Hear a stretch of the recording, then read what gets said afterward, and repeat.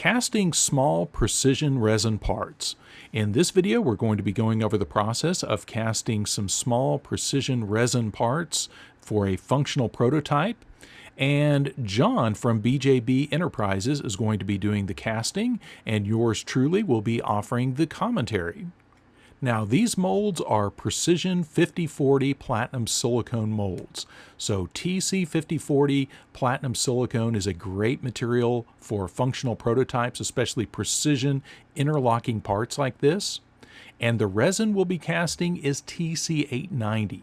And TC 890 is again a precision resin system designed to mimic the properties of ABS plastic.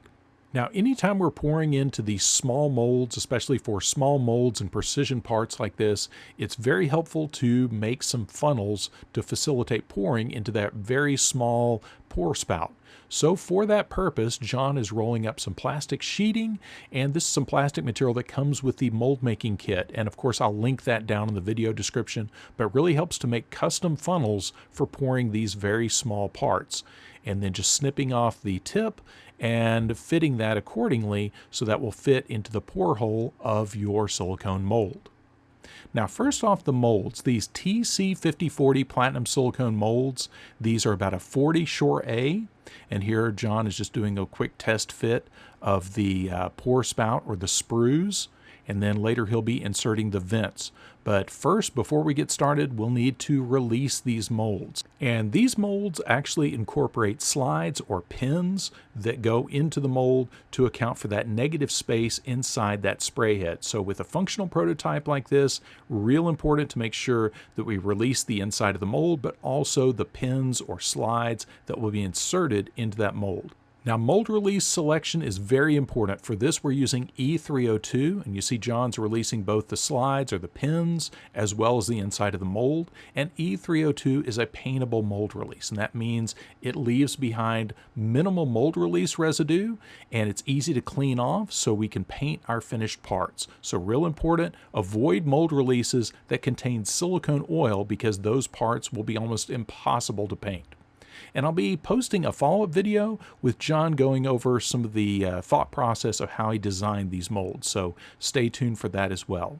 Now, with thin-walled functional prototype parts like this, avoiding air entrapment is very important. We want to make sure we take every step possible to ensure that we don't get air bubbles trapped in our part, because when we're dealing with cross sections of a 1/16 of an inch, an air bubble can create a massive void in our cast part. Now, in order to make sure there's enough room to tilt the molds appropriately and to make sure we have enough hydraulic pressure to push out any air inside the mold and push those up into the vents, John is extending those vents with soda straws and coffee stirs. And the little vent forms, all of that comes with the BJB mold making kit. So I will link that in the video description, so definitely check that out below. But once these are secured with rubber bands, John's going to extend those vents. And then also, as you saw earlier, he's going to be rolling up a sheet of plastic to create a little pour spout or sprue. And real important to extend that up as high as possible to make sure that we get nice pressure in the mold, pushing that air up and outwards.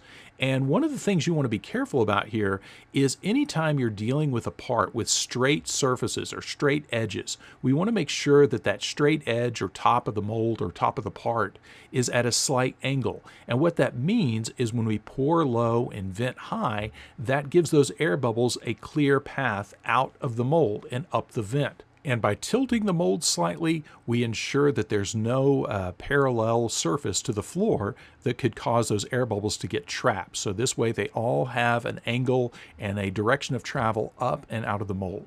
Now here, John has already mixed up his 890 resin, and he has already vacuum degassed it, again, to minimize any air entrapment. And we're mixing up more resin than we actually need for the parts. These parts just take a few grams, but you want more than you actually need for the part so that you get an accurate mix on your mix ratio with your resin, but also so you have enough resin to fill those pour spouts and go up the vents and make sure you have enough hydraulic pressure to push any air up and out of the mold. Now there's enough working time with the TC890 to both vacuum degas as well as pressure cast if the part dictates this. And for this size part, especially when we're dealing with cross sections of a 1/16 of an inch, it's a really good idea to make sure you both vacuum degas the resin as well as pressure cast the part, and typically at about 60 psi. And you'll notice that because the pins were released, we can pop those right out. And also because the areas where those vents touch the actual part, that cross section is very thin, John can easily just twist that sprue and twist those vents and pop those right off.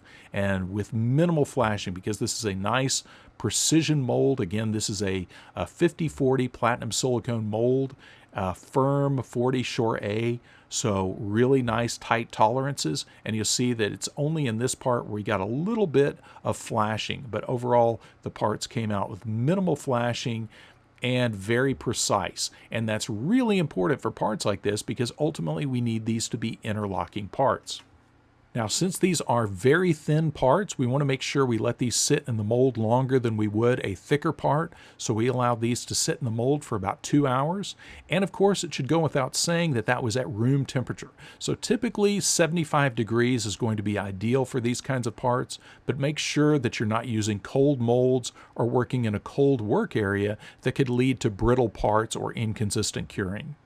Now, be sure to check out my follow-up video. I'm going to be posting a video with me and John talking about these molds, and John giving some explanation of the vents and the pins and the overall strategy of making molds like this.